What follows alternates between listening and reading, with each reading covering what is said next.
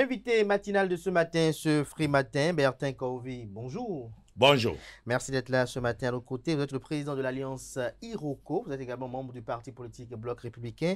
Atifa Olafa, bonjour. Bonjour. Merci d'être avec moi pour conduire cet entretien qui est en lien avec les fondements de la dynamique talent et les perspectives. On a vu que vous, en tant qu'acteur politique, également en tant qu'acteur économique, depuis quelques mois, vous vous activez pour cette initiative de dynamique talent. On est curieux de savoir d'où est partie l'initiative et qui sont ceux qui sont derrière, Bertin Kohovi. Alors, je voudrais déjà corriger quelque chose. C'est dynamique talent continue. Dynamique talent continue, c'est vrai. Il faut l'extension, talent continue. La dynamique talent continue. Mais talent continue, talent ne va pas au-delà de 2026. Oh, talent va au-delà de 2046. Maintenant, Patrice Talon ne va pas au-delà de 2026. Merci. Ne veut pas. C'est ça la nuance au fait. Vous savez, moi, j'aime tendre le nez des autres, et surtout de mes amis, des autres opposants. Alors, quand ils entendent dynamique talent continue, ils prennent talent là pour Patrice Talon. Alors qu'en réalité, on aurait pu dire la talocratie continue. Le talonisme, comme a écrit notre ami Moukaram Badarou, continue. C'est une façon de faire. Évidemment, moi, à l'étranger, ceux qui me posent la question de savoir comment vous faites, vous, au Bénin, pour avoir autant d'infrastructures en si peu de temps, je leur dis commencez déjà par dénaturer votre constitution. Ah bon? Et pourquoi on le fait? Je dis, mais tout simplement, l'article 145 au Bénin permet désormais au président d'être celui qui ratifie les accords de prêt et en informe le Parlement 3 mois après. Ça, je l'ai combattu à un moment donné, mais ça a eu quel avantage? L'accélération de la mobilisation des ressources. Et c'est ça qui fait que Talon réussit là où Yahi Boni n'a pas eu le même rythme. Talon n'est plus tributaire des désidératas de nos députés à qui il fallait donner 5 millions, comme le disait Maman Rodine Soglo, paix à son âme, avant qu'ils ne fassent leur travail. Ça a permis d'avoir l'accélération des infrastructures. Donc, tout pays qui veut faire de la talocratie doit commencer par là. Reprendre au Parlement la capacité de freiner, ma foi, l'exécutif dans son élan de mobilisation des ressources. Je me souviens que le président Yahi Boni se plaignait de ce que les députés ne lui donnaient pas la main pour vite financer un projet. Et ça, je l'avais dénoncé. Et l'article 145. Mais on se rend compte que certaines violations du reste de certains principes que nous trouvions antidémocratiques ont donné des résultats économiques. Donc la dynamique talent continue, c'est l'élan de construction de notre pays qui doit aller jusqu'en 2046. Qui est derrière? Qui est derrière? C'est ma question. C'est moi-même, Kohovi, j'ai bien compris. Et ce qui est derrière, il n'y a que Kohovi et qui? Et le tout miséricordieux, le très miséricordieux. Le tout miséricordieux. Qu'est-ce qui motive Kohovi dans ça? Mais vous savez, moi j'ai dédié... On voit très actif sur ce chemin. Oui, très bien. J'ai dédié... Vous êtes militant d'un parti politique. On voit quand même appeler la dynamique talent continue. Le parti politique ne dit rien. Il faut faire la part des choses. Moi, je suis d'abord un économiste et un économiste fondamentaliste. Et si l'Afrique ne... En tout cas, le Bénin. Si le Bénin ne transforme pas ses matières premières sur place, eh bien, nous n'irons nulle part. Vous savez, le drame africain, comparé à l'Asie, l'Asie ne produit rien, mais transforme tout. L'Afrique produit tout, mais ne transforme rien. L'acajou. L'Afrique produit 60% de l'acajou produit au monde, c'est en Afrique. Et vous savez quel pourcentage l'Afrique transforme? 12%. Or, la transformation de l'acajou, c'est de l'emploi qu'on crée. Nous crions qu'il n'y a pas d'emploi. Vous les trouvez, vous les voulez où? L'emploi ne se trouvera que dans la satisfaction de nos besoins alimentaires par notre effort, dans la transformation de nos matières premières. Et on n'a pas besoin d'être ministre, d'être président avant de le faire, parce que, Inch'Allah, j'aspire à être président un jour. S'il plaît à Dieu, c'est lui qui fait roi, c'est lui qui fait esclave. S'il est écrit dans mon destin, al-Qadr, que je serai président, je le serai. Donc, rien n'est fait. Et j'aborde la question qui va suivre. Je sais que vous allez venir à cela. Il n'y a pas d'intention à être président ou bien à être candidat qui nous motive. Mais s'il est écrit que nous le serons, nous le serons. Mais quels sont vos objectifs et pourquoi justement avoir choisi le cadre industriel de Glodjibé, Ouida, comme site touristique à visiter et également le site de Wedo? Alors, je prends d'abord le cadre de Glodjibé. Glodjibé est un joyau. Vous y étiez avec des producteurs? Oui, nous avons amené les producteurs à aller voir. Parce que les producteurs, quand vous allez vers les producteurs, vous leur demandez de vendre leur production au Bénin. Ces producteurs-là ne comprennent pas pourquoi on leur impose de vendre leur production au Bénin. Encore que, ce ne sont pas les producteurs qui ne veulent pas vendre au Bénin. Combien d'agriculteurs, combien de planteurs vont vraiment vers un industriel? Ce sont les commerçants collecteurs qui collectent et qui refusent de vendre à leur propre pays. C'est pour ça, aujourd'hui, j'estime qu'il faudrait même enlever ceux-là du circuit et que les producteurs... C'est pas grave ce que vous dites. Ah, c'est pas grave. Enlever les collecteurs du circuit? Oui, du circuit. Il y en a qui vivent de ça. Ben oui, mais alors dans ces conditions... Attendez. Oui. Ils vivent de ça, mais ils ne comprennent pas que c'est toute une chaîne qui devrait vivre de ça. À Glodjibé, et les journalistes de Esaïe TV étaient là, on a vu des usines fermées, faute de matières premières.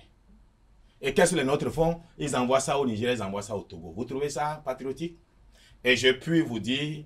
Pourquoi n'achetons-nous pas au prix que proposent le Niger et le Togo? Je voudrais justement venir à cela. Oui. Si les paysans vendaient directement à la CIPI, le prix qui est aussi attractif au Togo n'est pas mieux que ce que CIPI achète in fine à cause de la chaîne d'intermédiaires. C'est-à-dire la même marchandise est vendue à A, à B, à C, à D avant de venir à celui qui est le vrai acheteur.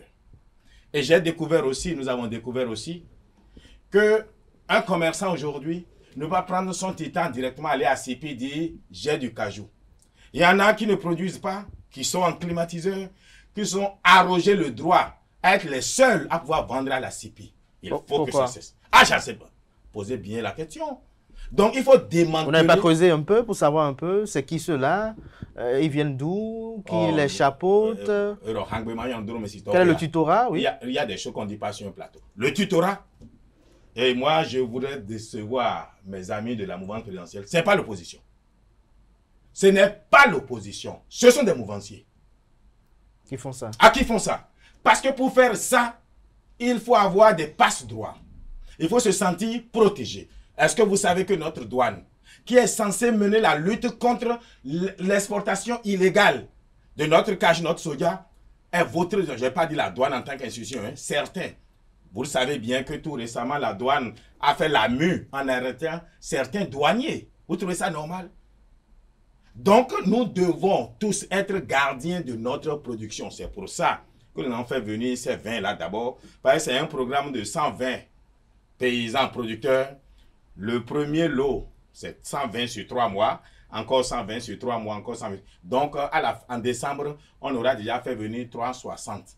Nous avons choisi des peuls qui sont un peu partout. Donc, ils peuvent être des agents de renseignement, les baribas, les gourmandiers. On a amené les producteurs. On leur a montré ce qui se fait afin de susciter le patriotisme en eux. Maintenant, pourquoi? Parce qu'il faut répondre aux dames. Pourquoi nous le faisons? Nous le faisons parce que nous aimons ce pays. Nous le faisons parce que nous croyons que c'est la seule condition pour que les jeunes cessent de nous appeler au grand frère, tu m'as envoyé 5 000 francs, 10 000 francs. Et maintenant, je suis fatigué d'envoyer 5 000 francs, 10 000 francs. Parfois, on ne l'a pas. Si on peut les aider à avoir de l'emploi, je crois qu'il ne faut pas s'humilier à demander de tels fonds. Mais Binta Corvée, vous parlez tout à l'heure du développement du secteur de l'acajou. Dites-nous, durant votre visite, vous avez eu le temps de toucher du doigt la chaîne de production, par exemple. Dites-nous, quels sont les problèmes que vous avez pu identifier dans ce secteur? Que Dieu te bénisse. Alors, nous avons remarqué qu'il n'y a pas de stock.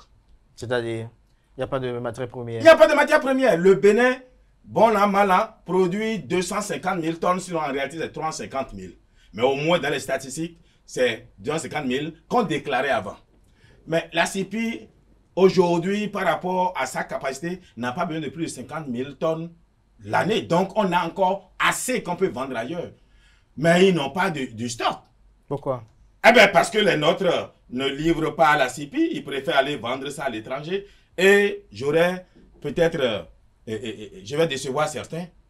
Parce que moi, les paysans se plaignent surtout de quoi? On leur prend leurs marchandises et on ne les paye pas rubis sur ongle. Alors je suis allé... En d'autres termes, répétez, on leur prend les marchandises? On ne les paye pas cash. Ok. Il faut attendre 15 jours, 1 mois, parfois même plus. Or, le paysan n'a que ça comme source de revenus. Il ne peut pas attendre, il ne peut pas aller au cycle de l'industriel, ou bien du banquier, ou bien de l'acheteur. Je suis allé reprocher ça à la CIPI, qui a dit attention, à Safourla, nous là, on a mis l'argent à disposition de qui de droit. Il y a plus de 3 milliards qui sont déjà remis depuis janvier. Et pourtant, les gens s'achètent, ne payent pas nos parents. Est-ce que vous savez que depuis janvier, ils n'ont pas plus de 1000 tonnes, alors qu'ils ont besoin ici et maintenant de 10 000 tonnes à transformer.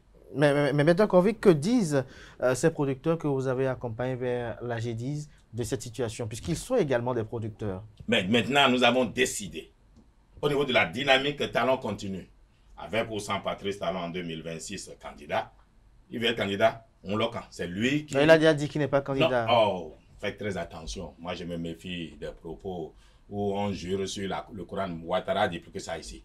C'est après 2026, Talon n'est pas candidat là. Je sais qu'il n'est pas candidat. Mais je prends acte de ce qu'il a dit. C'est pour ça que je compte de dire... Vous gardez encore espoir pour lui ou pas? Oh, moi, ce n'est pas à moi de garder espoir. Je garde espoir qui me désigne plutôt. Maintenant, s'il décide de ne pas être candidat lui-même, alhamdulillah. Mais je veux dire, avec ou sans Patrice Talon, parce que je laisse toujours une porte, une fenêtre ouverte de la possibilité qu'il soit candidat, déjà que le peuple le réclame. Alors bon, qu'est-ce qu'ils ont dit? Quel peuple le réclame? Il y a aussi de l'autre côté des démocrates, un peuple qui réclame aussi. Mais c'est normal, non? Attendez. Voilà, le peuple n'est pas une entité empirique. Quand même. Ah non, Mr. Corvi. Agbede guamanje ifire, jalono wenywea, tonando do dagbe. Il y en aura, mais dans la vie, il y a ceux qui vont vous aimer, ceux qui vont vous détester. Vous comprenez? Donc, si on a l'unanimité autour de Talon candidat en 2026, ce serait la catastrophe. Et comme lui-même, il entretient l'espoir à ceux qui veulent qu'il s'en aille vite, bon, je veux bien qu'il s'accroche à cela, mais il n'est pas exclu. Parce que seul Allah sait ce qui adviendra demain. Donc, moi là, si Talon dit le candidat demain, je suis déjà prêt pour le soutenir. Et les populations, les paysans sont prêts pour le soutenir. Alors, ceux qui sont venus, en tout cas, ils sont rentrés avec la résolution d'aller battre campagne contre la sortie frauduleuse de soja et d'acajou. Nous avons décidé de parler aux producteurs et leur dire commencez par vous organiser en groupement villageois de producteurs d'acajou. Nous allons amener CIPI vers vous, acheter directement. Il n'avait pas d'organisation, les producteurs de cajou et de soja? Évidemment, il y a l'interprofession que l'État a bien voulu mettre en place. Et visiblement, elle a échoué, l'interprofession. Mais en dehors de ça, ils n'ont pas d'association eux-mêmes? Non, ce n'est pas organisé comme le coton.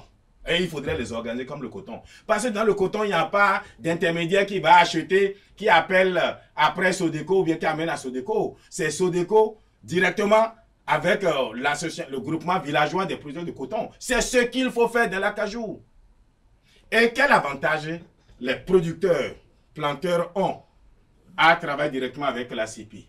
Vous savez que dans le coton, après, la Sodeco reverse des ristournes, les plus-values, les plus perçues sur leurs bénéfices. Mais aujourd'hui, les producteurs ne peuvent pas en bénéficier, on ne les connaît pas. Ils n'existent pas. Il n'y a que le commerçant qui est en face de la CIPI. Cette filière doit être revue totalement à 100%. Ce qui a été proposé jusqu'à aujourd'hui, ce n'est pas une filière, ça. Ce n'est pas de l'économie. Si le président Talon veut des professionnels de ce truc-là, je vais m'asseoir et lui dire, de toute façon, puisque CIPI ne doit pas mourir, parce que s'ils ne livrent pas de cajou, vous serez étonné de voir qu'ils ont ramassé le clic et clac et parti. Je vous dis, le Togo est en train de courir ce risque-là. Et ils sont en train de menacer le Togo, ceux qui sont au Togo, hein, sont en train de menacer de démonter leurs usines et partir. Qu'est-ce que le Togo avait fait comme erreur? Le Togo a compté le trafic qui quitte le Bénin vers le Togo dans sa capacité de production, oubliant qu'il y aura le génie de Talon qui viendrait les empêcher de siphonner notre stock. Conséquence, les usines à Déticopé n'ont pas de cajou, n'ont pas assez de soja aujourd'hui. Et ceux-là se plaignent. Et trouvent que le Togo les a roulés dans la farine. Les quantités que le Togo peut fournir sur son sol ne sont pas optimum. Alors, on peut courir le même risque. Hein. Et c'est d'ailleurs les mêmes risques, les mêmes. Et c'est ça que nos parents ne savent pas. Ils vont s'installer au Togo. Ils s'installent au Nigeria. Ils font un prix plus élevé. Pourquoi ils le font? Ils le font exprès. C'est le dumping. C'est pour que les usines au Bénin là, finissent par démonter leur clic et clac parti. Et quand ils sont partis là, les prix vont chuter. Or, quand vous livrez à la CIPI, vous permettez d'avoir une route, d'avoir un hôpital, d'avoir un centre de santé, etc. Tout cela est fait grâce à ceci. Mais est-ce qu'il n'est pas idéal que la CIPI propose un prix plus ou moins asymétrique à ce que proposent les autres pays? Mais c'est ce que je dis. Je dis le prix auquel CIPI achète, même aujourd'hui, n'a rien à envier au prix auquel ils vont vendre au Togo. Mais comment organiser la communication autour pour que les producteurs soient informés? Eh ben, c'est ce que j'ai essayé de faire. Je suis en train, en fait, de casser les papeaux, comme on dit. Vous appelez nos mouvanciers, ne pourront pas vous dire qu'il n'y a que le verre dans le fruit. Ah ouais, c'est nous-mêmes. C'est la mouvance, ce n'est pas l'opposition. Par contre, je voudrais que nous observions une minute de silence en la mémoire du policier qui a été tué à Kalalé et du citoyen aussi mort à Kalalé. Et dénoncer aussi LD qui fait l'instrumentalisation. Et je suis prêt à le recevoir sur un plateau. Vous ne pouvez pas encourager les populations à la sédition. Quand vous avez un homme en armes qui vous intime un ordre, même si l'ordre viole vos droits, obéissez d'abord. Parce qu'il faut être vivant pour réclamer ses droits.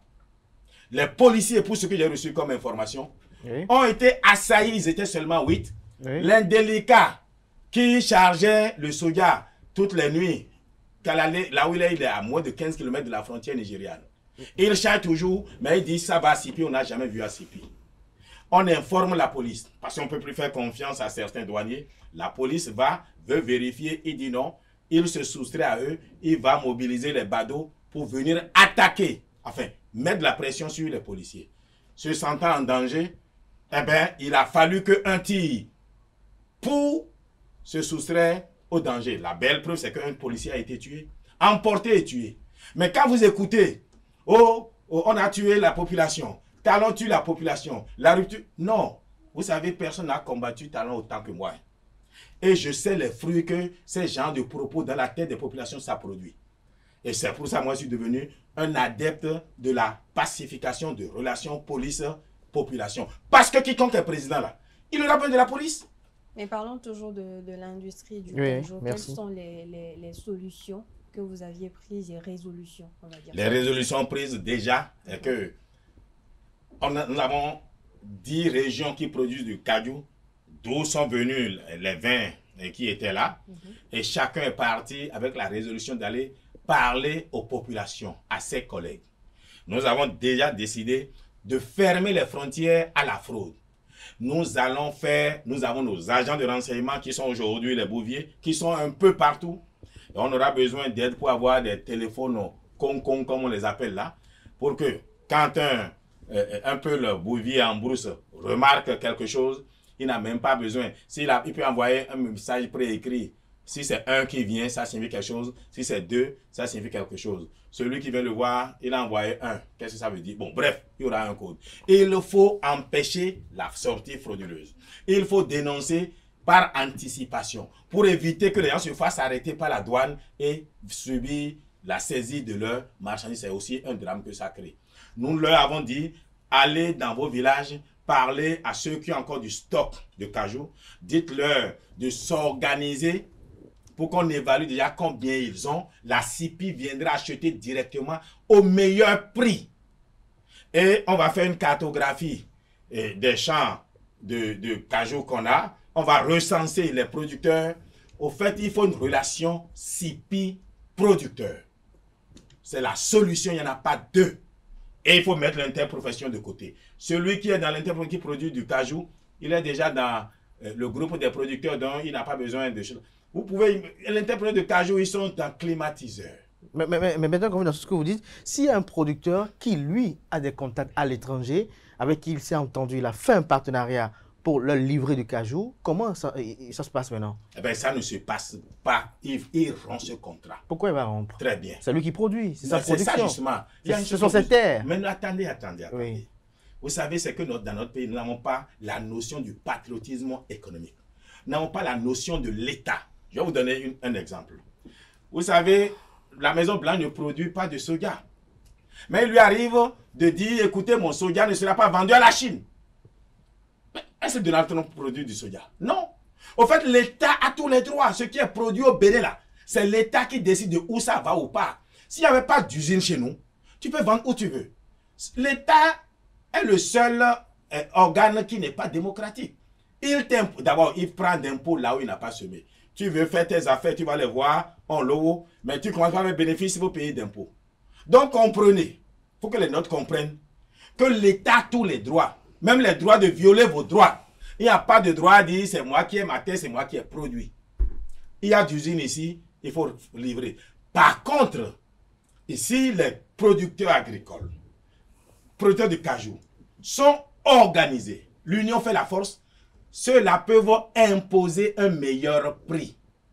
Vous comprenez? Aujourd'hui, ils sont disparates et ils sont à la merci des collecteurs qui leur prennent le cajou à vil prix et qui font plus de 2 fois le prix qu'ils prennent aux paysans. Et moi, je travaille à ce que le paysan béninois commence pas à être heureux, roulant en 4x4, etc. Donc, il n'y a pas de... C'est moi qui ai pris mon cajou. Bon, la route sur laquelle vous passez là, l'eau que vous voulez, l'électricité, les hôpitaux, hein, les services sociaux. Qu'est-ce qui permet de financer ça, vous croyez? Quand oh, c'est ma production, j'en fais ce que je veux. Et ces opposants de LD qui ne comprennent rien à l'économie et à son fonctionnement disent non, c'est ce qu'ils disent justement aux populations et qui révoltent au fait. Tant qu'il y a déjà une unité de transformation sur place, vous avez le devoir patriotique de livrer, de ne vendre qu'au Bénin. Mais attention, vous avez le droit de vouloir un bon prix pour votre produit. Je le conçois. Et pour ça, il faut enlever la chaîne d'intermédiaires.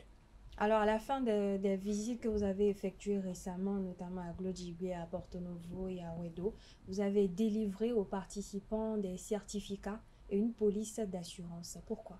Voilà. À quoi sert ce certificat? Le certificat fait d'eux les ambassadeurs de la dynamique talent continu, les ambassadeurs de la GDIZ.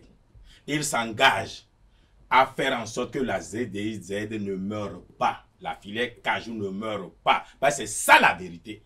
S'il n'y a pas de stock, pourquoi vous voulez que quelqu'un mette des milliards d'infrastructures pour transformer un cajou qu'il ne trouve jamais? Il va démonter son usine et partir. Alors, dernière question pour finir, hein, si Abdelkader... Ah, déjà, non, je n'ai pas fini votre première question. Alors, donc, c'est déjà ça, ils se sont engagés. Maintenant, la police d'assurance. Bon, je crois que, paix à son âme, c'est le ministre Kouaro qui m'a inspiré, qui m'a fait peur aussi. Je me suis dit, je fais déplacer les parents d'autrui. S'il arrive malheur à quelqu'un sur le chemin, ils vont appeler mon nom. Donc, il faut prendre une police d'assurance accident, valable, le prix. Mais qui gère tout ça? Eminani, c'est moi. Enfin, gérer dans quel sens? Avec quel fonds? Il y en a qui disent que vous êtes très proche du ministre d'État Ablaye Biotchane et qu'il ne dit rien consent et qu'il serait celui qui vous finance. Ah non, pas du tout alors. Moi, c'est le Ramadan et je ne vais pas prendre à Allah sa gloire et l'attribuer à quelqu'un. Donc le ministre d'État Ablaye Biotchane n'a rien à voir avec la dynamique talent continu? Non. Même le président Talon, même vous-même, vous avez à voir avec la dynamique talent continu. Même les démocrates ont à voir avec la dynamique talent continu parce qu'il faut continuer le développement. Ceci étant dit, on parle de ceux qui contribuent à ce que prospère cette initiative politique, parce qu'une initiative politique sans moyens meurt. Ah ben, ce n'est pas une initiative politique d'abord, c'est une initiative économique et sociale. Économique et sociale, ok. Très bien. Comme on l'a baptisé. Je sollicite tout le monde pour participer d'ailleurs, madame Latifa. Nous avons besoin de votre aide, de votre souscription. Serez la bienvenue. J'ai appelé des amis.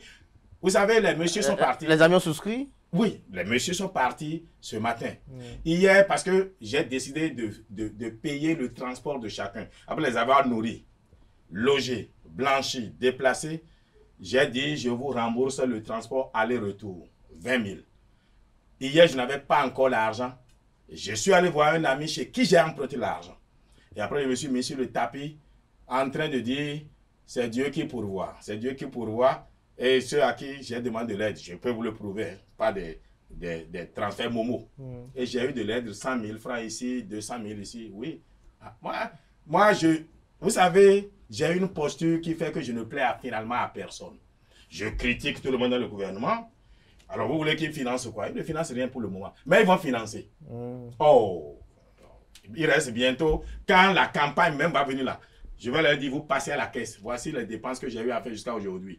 Je vous multiplie ça par 10 et vous payez. Sinon, je mets les bras, je croise les bras et je vous laisse aller au combat. Et maintenant, si c'est moi-même que tu as choisi. Et j'en choisi. viens à ma dernière question Oui. aussi, Abdelkader me le permet. Quelles sont les prochaines étapes de la dynamique talent continu?